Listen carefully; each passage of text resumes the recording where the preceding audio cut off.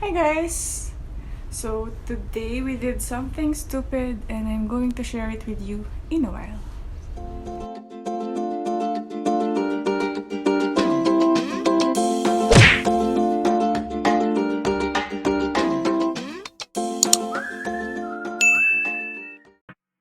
I saw this organic hair dye online and decided to give it a try.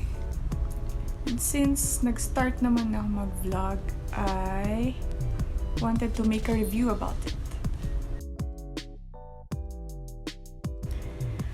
I got my hair dye from Teintee Colors. Ito yung packaging nila. And I think they are an official distributor of Huenicorn. Sabi about these dyes are they are bio-organic and contains keratin, so it cannot damage your hair. Let's see about that. Honestly guys, their customer service was so bad na inabot ng mahigit isang buwan yung orders that even my co-buyers wanted a refund. Pero ako, inantay ko na lang yung orders ko na dumating since gusto ko talaga siyang try. Then, twice ko pang binayaran yung shipping fee kasi siningil ako ng seller for that. And nung pinick up ko na siya sa courier ko, siningil ulit ako ng shipping fee. So, pero syempre, nung dumating na excited na akong gamitin. Pagbukas ko, ganito yung nakita ko. Tapos, wala pa siyang instructions kung paano gamitin. So, nag-search pa ako how to use it. So maybe if you want to try it as well, I suggest order na lang kayo directly sa Huenicorn.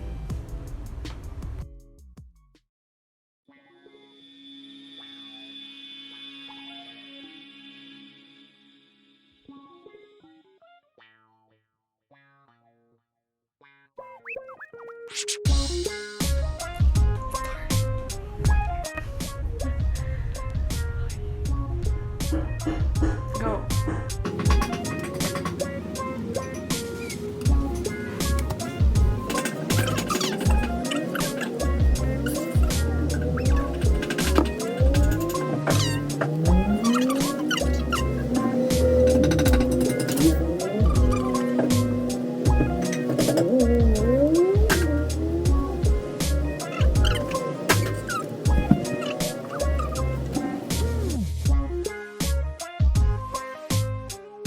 Ayok ako. Look, golden. Look. Can you see it? Wow. It's golden. Golden yung suso ko. Kulay ko na siya. Wow. Check pa rin natin yung magiging result kapag na paliguan ko na siya. Pero, gosh, 10 minutes pa lang. Ganyan na siya. Tapos hindi pa pantay-pantay. Hindi pantay-pantay. Itim yung iba. Ito, itim. Gosh, ano kayo mag-i-itsura ko na ito? Ay, mukhang nakakalbo ako. Or, napagupit ko. So, moment of truth. I'm going to show you the result on my hair. But, don't laugh at me. Because, dito pa lang kitang-kita na yung pagka-gold ng aking hair.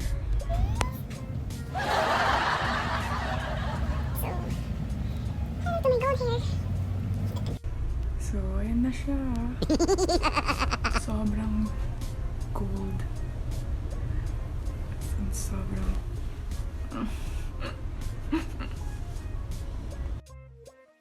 In fairness to it, it didn't dry my hair because I chose the color that didn't require you to bleach it. So, pero sa color result, hindi ko siya masyadong nagustuhan. Actually, hindi ko siya nagustuhan because it's too gold or masyado siyang yellowish.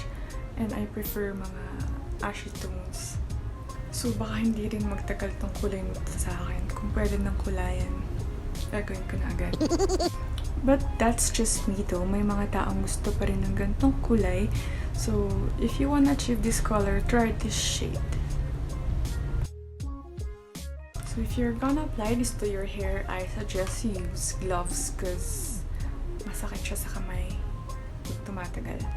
Then, sabi sa post ng seller sa Facebook, ang isang set is kasha for 2 applications. Pero, sa kapal ng buhok ko, nagkulang ang isang set. Kaya, dalawang magkaibang shades ang nagamit ko. Actually, the first dye that I applied was darker. I think it was velvet blonde. But nagkulang siya. So, sa top, ginamit ko na yung lighter shade, which is this one. Kaya, ayun yung sobra. Spread ko na lang ulit sa buong buhok ko. Then, after 10 minutes, nakita ko na lang na nagko-coat na siya. Kaya, naligo na ako agad. Hindi ko na inantay yung 45 minutes according sa instructions na nakita ko online. So, kung mahaba at makapal ang buhok na like me, get at least 2 sets para hindi magkaibang shades ang magamit niyo. And of course, choose the right shade or humingi kayo ng mga actual photos ng mga nakagamit na para hindi kayo magsisi katulad ko. So, that's it guys. I hope may natutunan kayo sa experience ko and I hope you learn from my mistakes. Also, please don't forget to like and subscribe to my channel for our next vlog. See you next time!